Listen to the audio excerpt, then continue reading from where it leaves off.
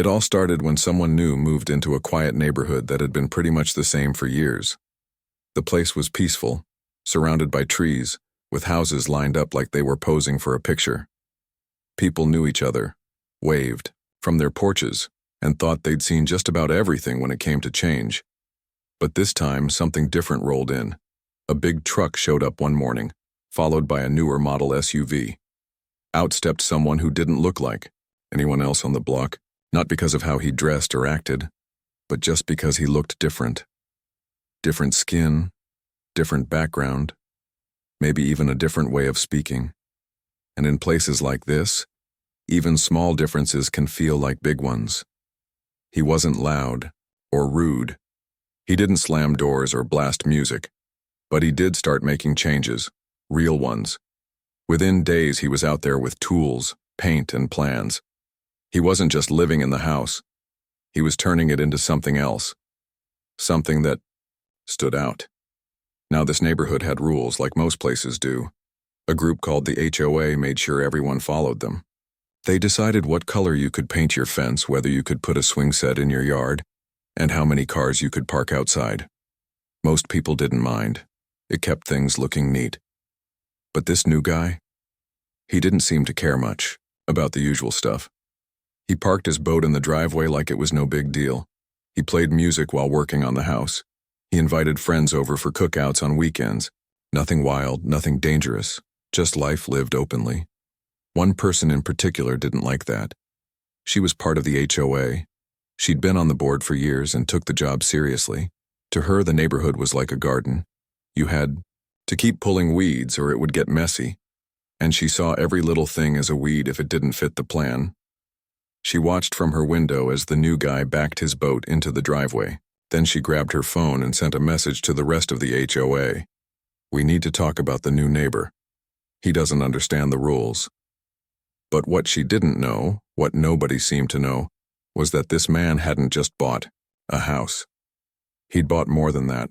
He owned the land, all of it, including the lake at the edge of town. Most people thought the lake was public, or at least shared. For years, neighbors used it for fishing, boating, and summer hangouts. There was even a little club that met there every weekend. Old guys with hats and poles, sipping coffee and telling stories. It was a tradition.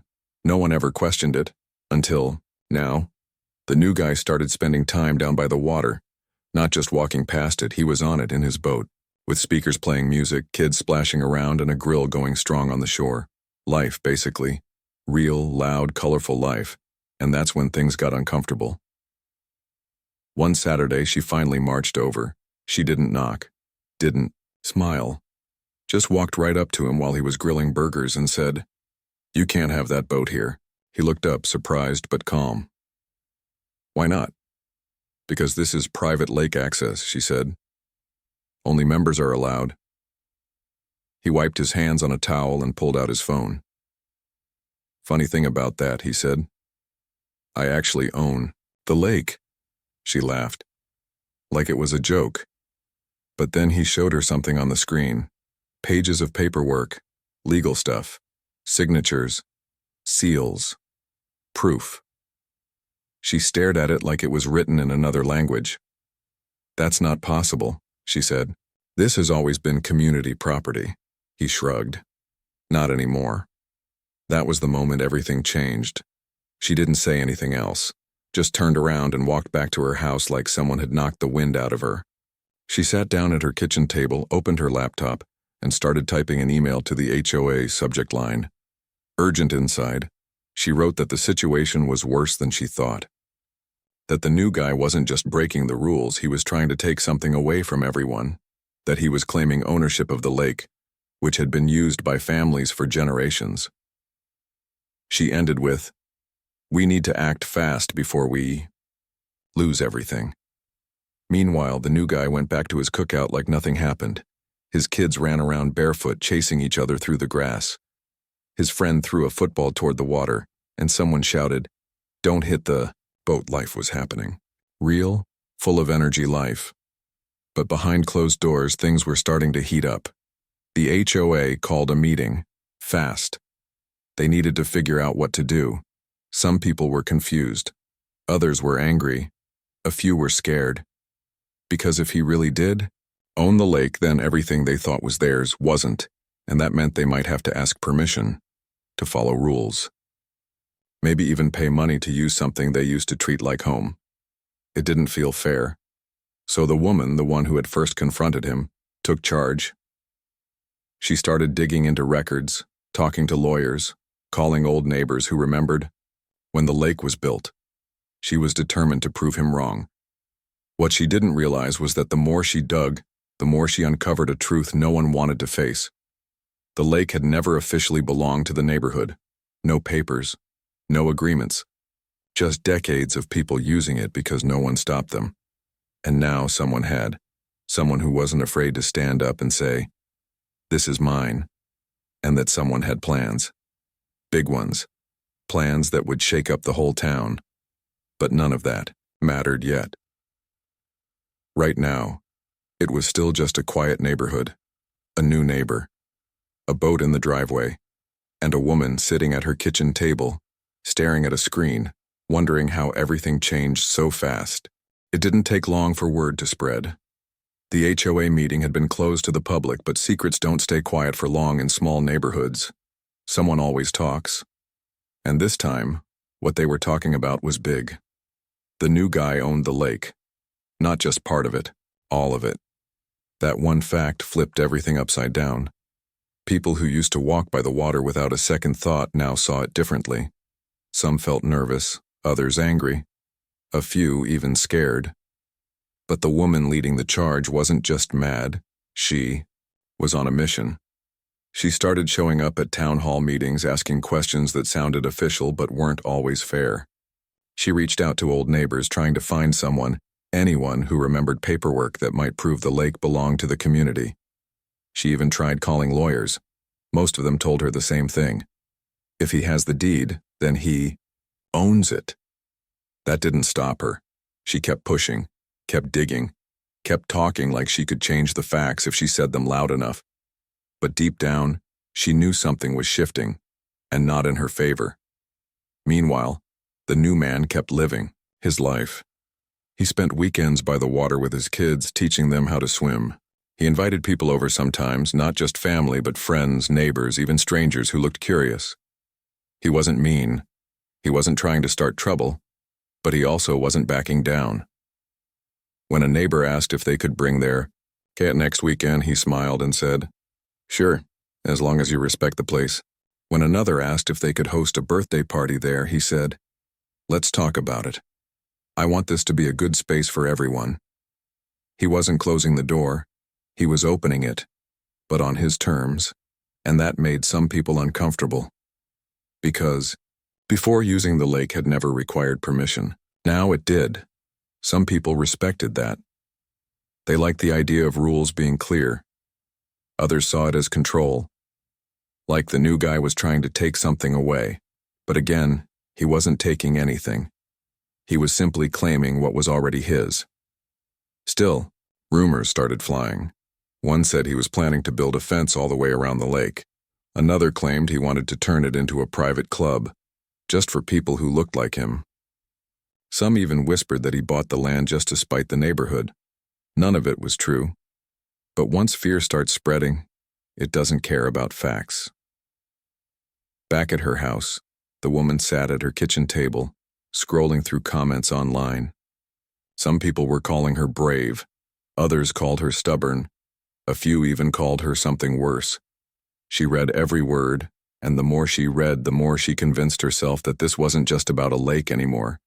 This was about tradition, about fairness, about who really got to decide what belonged to whom. So she did what she always did when things didn't go her way. She wrote a letter, not just any letter, a formal complaint to the HOA, copied to the town council and a local news reporter she knew. In it, she argued that the man was abusing his power, that he was changing the character of the neighborhood, that he was turning something shared into something controlled. She ended it with a line meant to grab attention. "We are losing more than just access. We're losing our home." The letter went viral before it even hit official channels. Neighbors started talking. Friends turned into sides. The community split into two groups, those who supported the man and his ownership, and those who believed he was making life harder for everyone else. Tensions rose fast. One morning, someone painted the word greed on the side of his boat. Another day, a flyer showed up in mailboxes warning that property values would drop if the lake became private. Then came the calls. Late at night, someone dialed his number and hung up. Then again. Then again. He didn't answer. He didn't want to give anyone the satisfaction. Instead, he focused on what mattered most: his family, his plans, and the future of the lake. Because while others were busy fighting over the past, he was thinking about what could come next. He had ideas. Big ones. He wanted to build a safe place where kids could learn to swim, where families could rent canoes without worrying about breaking rules, where events could happen without fear of being shut down. He imagined a place where everyone was welcome, but only if they played fair. So he hired a lawyer, not to fight, not to sue, but to make sure everything was done right. He filed paperwork to officially recognize the lake as private property. He requested permits for development. He reached out to local leaders to discuss partnerships. He wasn't trying to push anyone out. He was trying to build something better. But building something better often means tearing down what's broken first, and in this case what was broken was the idea that some people could use something forever without ever owning it. That idea had worked for a long time. But now it was crashing like a wave. And standing in the middle of it all was the woman who had started it. She watched from her window as workers arrived one morning. Big trucks, surveyors, fences going up around parts of the lake. She saw the signs, private property, printed in bold letters. And for the first time, she realized something. She couldn't stop this. She could argue, she could complain, she could rally support, but none of it changed the truth. The lake had a new owner and he wasn't going anywhere. Things started moving fast after the signs went up. At first it was just paper, permits filed, plans drawn, meetings scheduled. But soon, trucks rolled in every morning. Fences were built along the edges of the lake. Workers set up equipment near the water. The place was changing and everyone could see it. Some neighbors watched from their porches like they were watching a movie. Others stayed inside, not wanting to get involved. A few pulled out their phones and started recording. This wasn't just about a lake anymore. It was about control, about who got to decide what happened next. And for the woman who had started this whole thing, it felt like everything she'd known was slipping away. She used to bring her kids here when they were small. She taught them how to skip stones across the water. Her husband proposed to her under that old tree by the shore. For years, the lake had been more than just a place. It had been part of her life. Now it felt like someone was taking it from her, so she kept pushing. She reached out to local news again. She posted online. She even tried talking to the mayor at a town event, but every time she spoke, someone else responded. A young mom shared a video saying she never felt safe bringing her kids before because no one was watching the area. Now, there were lights and cameras. An older man said he used to fish alone all day without anyone checking in. He didn't mind the changes if it meant cleaner water and better paths. Even some HOA members started to shift. They saw the plans. They read the documents. They realized that maybe, just maybe, the new owner wasn't trying to push people out.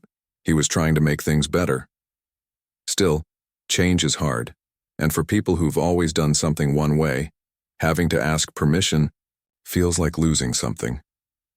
One Saturday morning, a group of men showed up at the lake early. They carried fishing poles, coolers, and folding chairs. They walked straight toward the water like they always had, but this time someone was waiting for them. A security guard stepped forward, calm but firm. "Morning," he said. "Just checking IDs and making sure everyone's registered." So, men looked confused. Registered?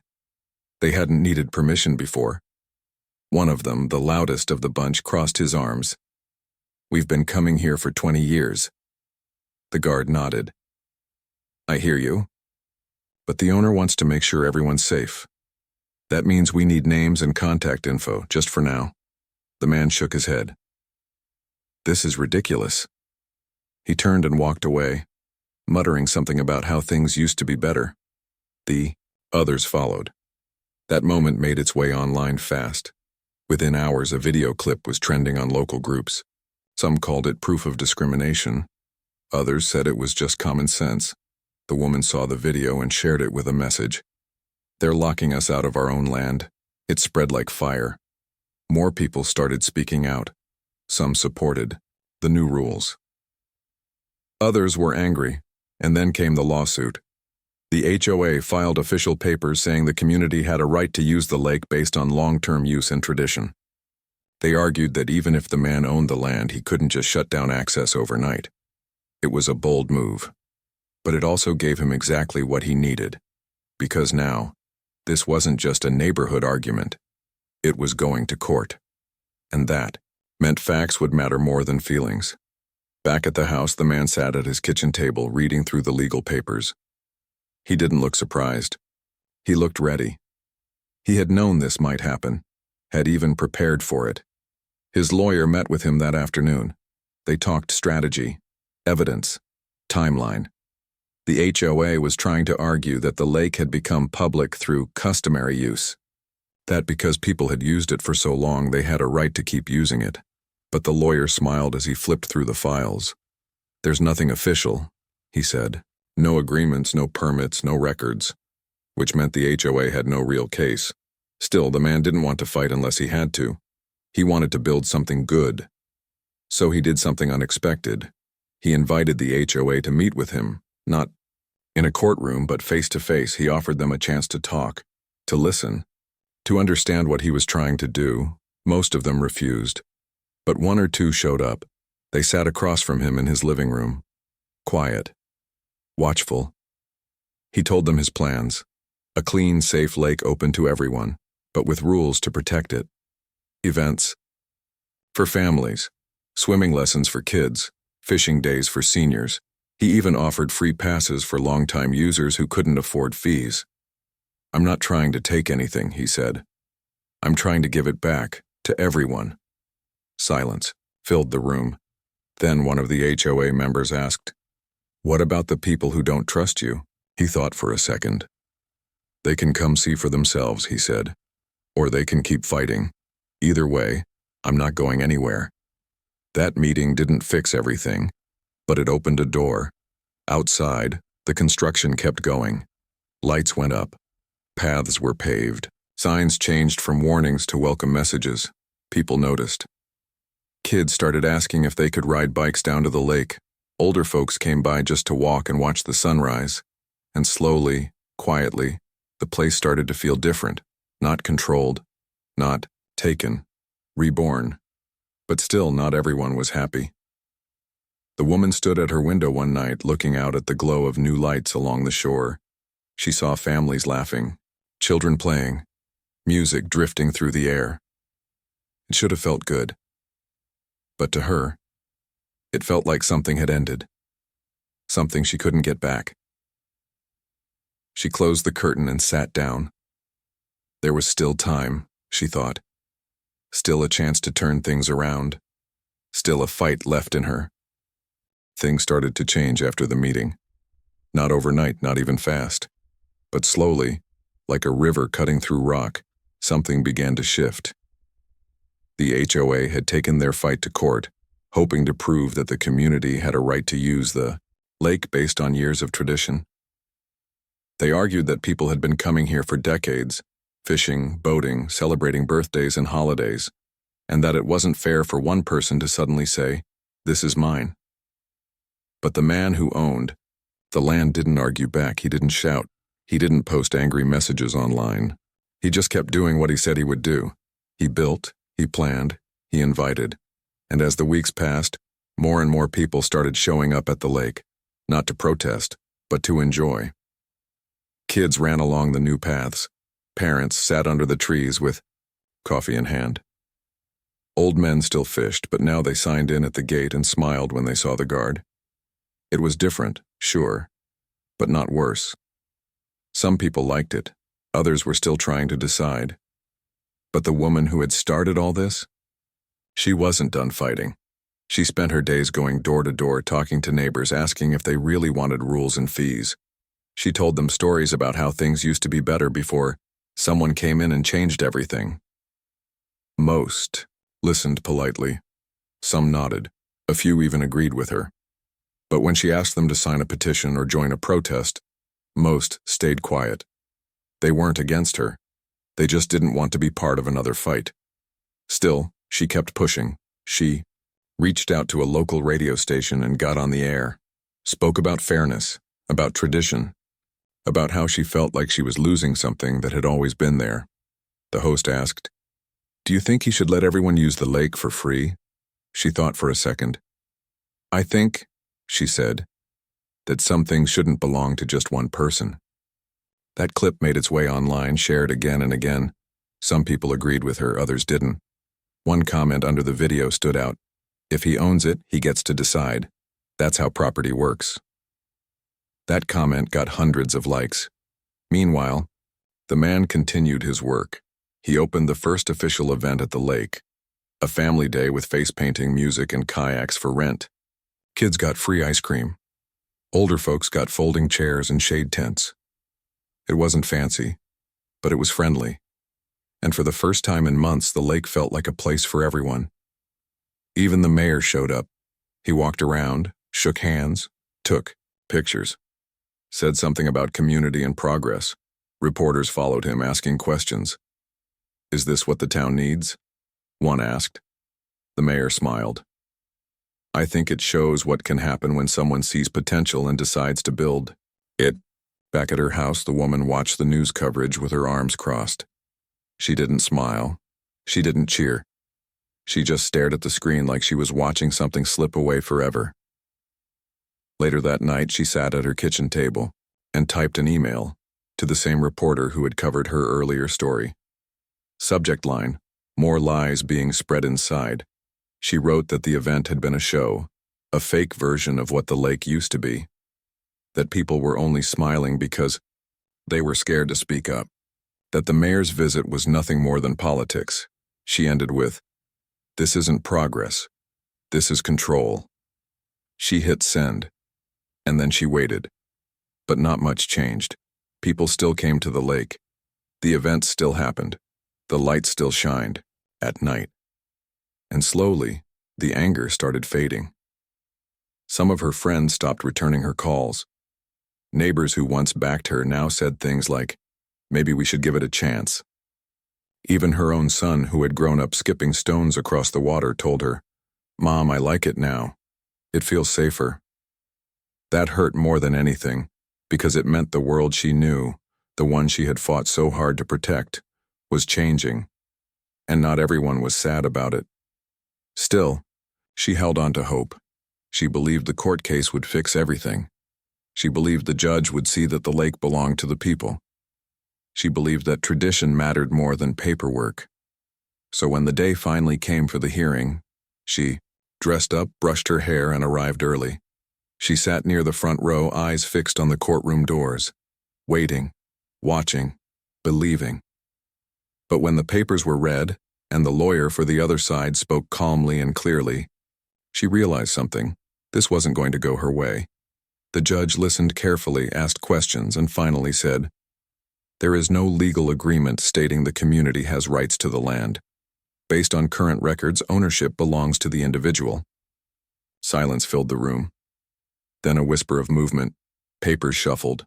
Someone cleared their throat. And just like that, it was over. The HOA lost. The lake was private, and the man who bought it, he won. Outside, the sun was bright. Cars pulled into the parking lot. People walked toward the lake, ready for another weekend. Inside the courthouse, the woman stood slowly. Her heart beat fast. Her hands were cold. She looked over at the man. He wasn't gloating. He wasn't smug. He just looked relieved, like he had known this was coming, like he had never doubted it. She turned and walked out without saying a word. Back home, she sat in her living room, staring at the wall. No emails, no calls, no plan. Just silence. And for the first time, she wondered, had she been fighting for something good, or had she just been afraid of change? Outside, the lake sparkled in the sunlight, and life went on. The news spread fast. The court had made its decision. The lake belonged to the man who bought it. No one else had legal rights to use it unless he allowed it. Some people weren't surprised, others were stunned. And for the woman who had fought so hard to keep things the way they were, it felt like a punch to the gut. She didn't post anything online that day, didn't call any reporters, didn't knock on doors or try to rally support. She just sat at home, quiet. Still. For the first time in months, there was nothing more she could do. Outside, life went on. The next weekend, the lake was busier than ever. Families came with picnic blankets. Kids ran barefoot through the grass. A group of teenagers played music from a small speaker while floating on inflatable tubes. It looked like summer, felt like summer. But for some, it also felt like something had ended. Old habits, old routines, old ways of doing things. People started talking about what would come next. Would fees go up? Would access get harder? Would the lake still feel like home? The man who owned the land knew these questions were coming, so he did something most people didn't expect. He invited everyone back for a town meeting, not in a courtroom, not behind closed doors, but out in the open, at the community center. He stood at the front, not as a winner gloating, but as someone ready to move forward. "I know this has been hard," he said. "I know people are used to doing things a certain way, but I want to make sure we all end up in a better place." He talked about plans, cleaner water, new docks, free swim lessons for kids, discounted passes for seniors, a new fishing club, open to everyone, not just a few. He even offered job opportunities for teens looking to earn money during the summer. When he finished speaking, no one clapped loudly, but people nodded, some smiled, a few even wrote down notes. Then came the questions. One older man asked, "What about people who can't afford the fees?" The man answered calmly, "We'll have options, scholarships, volunteer credits. Nobody gets locked out because of money." Another person asked if the rules would be fair.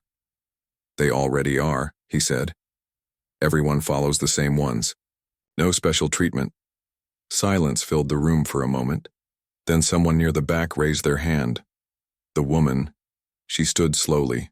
Her voice wasn't shaky. It wasn't loud, but it carried weight. "I don't agree with what's happened," she said, "but I know I can't stop it." A pause. "I just hope you remember where this place came from, that it meant something to people before you got here." He met her eyes. "I do," he said. "That's why I'm not changing everything. Just making it better for everyone." No applause followed, but something else happened. Respect. Even if it wasn't agreement, it was recognition. After the meeting, people left quietly. Some walked together. Others drove off alone. Back at her house, the woman poured herself a cup of tea and sat by the window.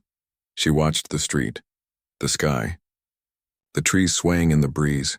She thought about the past, about the days when the lake was just there, open, free, uncomplicated.